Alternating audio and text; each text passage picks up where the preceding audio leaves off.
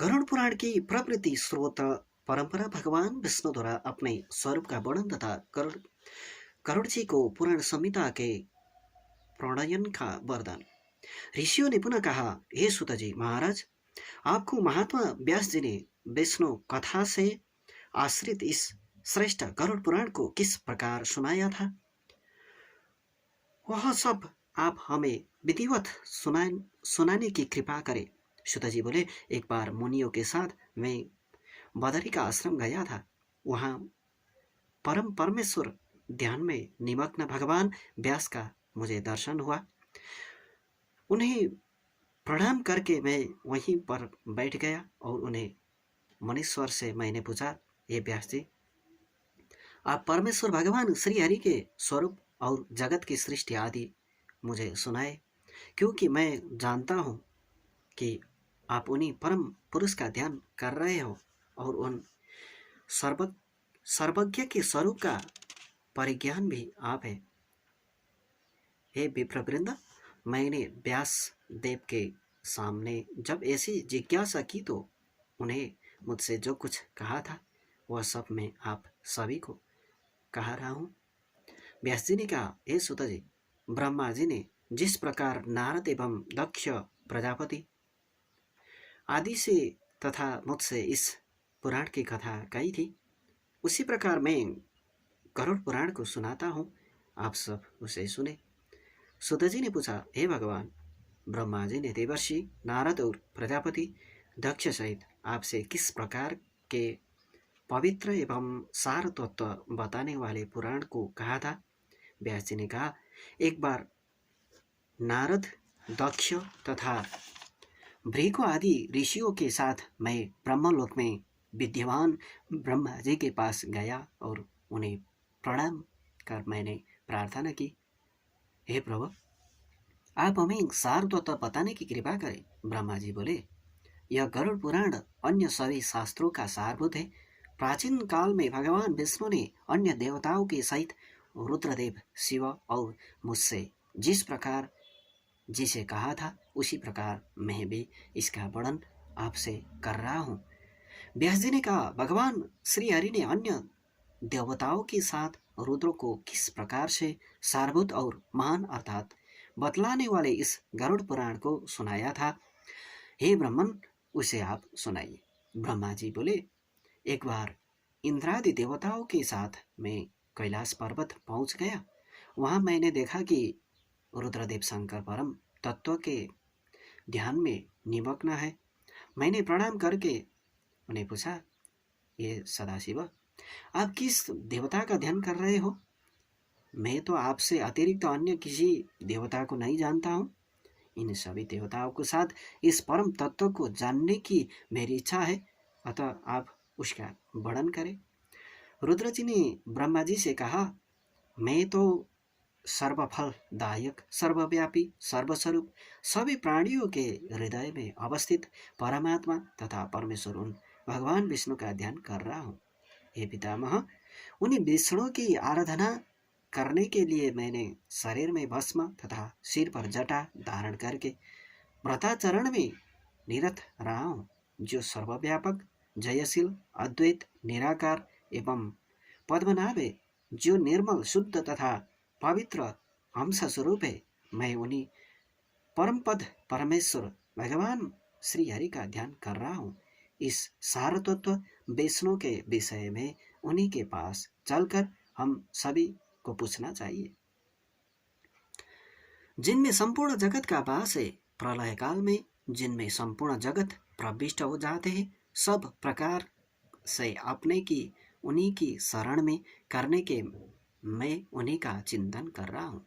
जिन सर्वभूत परमेश्वर सत्वगुण, रजोगुण एवं तमोगुण एक सूत्र में अवगुफित मणियों के समान विद्यमान रहते, जो हजार नेत्र, हजार चरण, हजार जंगा तथा श्रेष्ठ मुख से युक्त है, जो सूक्ष्म से भी सूक्ष्म, थूल से भी स्थूल, गुरु से गुरुतम और पूज्य से पूज्य तथा श्रेष्ठों में भी श्रेष्ठ है, जो सत्य के परम सत्य और सत्यकर्ता, सत्यकर्मा कहे गए हैं, जो पुराणों में पुराण पुरुष है, और द्विजातियों में ब्राह्मण है जो प्रलय काल में संकर्षण कहलाता है। मैं उन्हीं परम उपास्य की उपासना करता हूँ, जिन सत असत से परम रेत सत्य स्वरूप एकाक्षर प्रणमा प्रणम प्रणव स्वरूप परम ब्रह्मा की देव यक्ष राक्षस और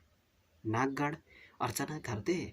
उन्हें में सभी लोग उसी प्रकार स्फुरित होते हैं जिस प्रकार जल में छोटी छोटी मछलियाँ स्फुरित होती है, जिनका मुख अग्नि, मस्तक, धूलोक, नाभि, आकाश, चरणयुग पृथ्वी और नेत्र सूर्य तथा चंद्र है। जैसे उन विष्णु का मैं ध्यान कर रहा हूँ, जिनके उदर में स्वर्ग, मर्त्य एवं पाताल में इन तीनों लोक विद्यमान है। समस्त दिशाएं जिनकी भुजा है, पवन जिनका उच्छ्वास है,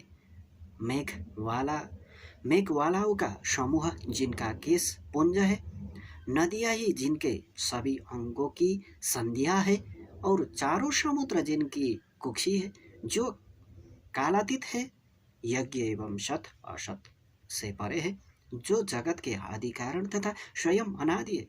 ऐसे उन नारायण का मैं चिंतन कर रहा हूँ, जिनके मन से चंद्रमा, नेत्र से सूर्य, मुख से अग्नि उत्पन्न होते हैं, जिनके चरण से पृथ्वी की, कानों से दिशाओं की, मस्तक से स्वर्ग की सृष्टि हुई है, जिन परमेश्वर से स्वर्ग, प्रतिस्वर्ग, वंश, मनमंत्र तथा वंशानुचरित प्रवृत्त हुआ है, उन देव की मैं आराधना करता हूँ। परम सार तत्व का ज्ञान प्राप्त करने के लिए हम सभी को उन्हीं को शरण में जाना चाहिए। ब्रह्मा जी ने कहा, ये व्यास जी, प्राचीन काल में रुद्र के द्वारा ऐसा कहे जाने पर श्वेत द्वीप में निवास करने वाले भगवान विष्णु को प्रणाम करके, जिनकी स्तुति पर उस परम तत्व के सार को सुनने की इच्छा से देवगणों को तथा मैं भी वहीं पर स्थित हो गया। तदनंतर हमारे मध्य अवस्थित रुद्र ने उन पर सार तत्व स्वरूप विष्णु को प्रणाम करके यह जिज्ञासा करते हुए कहा, हे देवेश्वर, हे हरे, आप हम सबको यह बताए कि कौन देवता देवादिदेव है और कौन ईश्वर है, और कौन ध्येय तथा कौन पूज्य है, किन व्रतों से वे परम तत्व संतुष्ट होते हैं, किन धर्मों के द्वारा, किन नियमों से अथवा किस धार्मिक पूजा से और किस आचरणों से वे प्रसन्न होते हैं। उन ईश्वर का वह स्वरूप कौन सा है, किन देव के द्वारा जगत सृष्टि स्थिति हुई है, और कौन इस जगत का पालन करता है, वे किन किन अवतारों को धारण करते हैं, प्रलय काल में वह विश्व किन देव में लीन होता है, स्वर्ग, प्रतिस्वर्ग, वंश तथा मनमंत्र किन देव से प्रवर्तित होते हैं, और यम सब दृश्यमान जगत किन देव में प्रतिष्ठित होते हैं।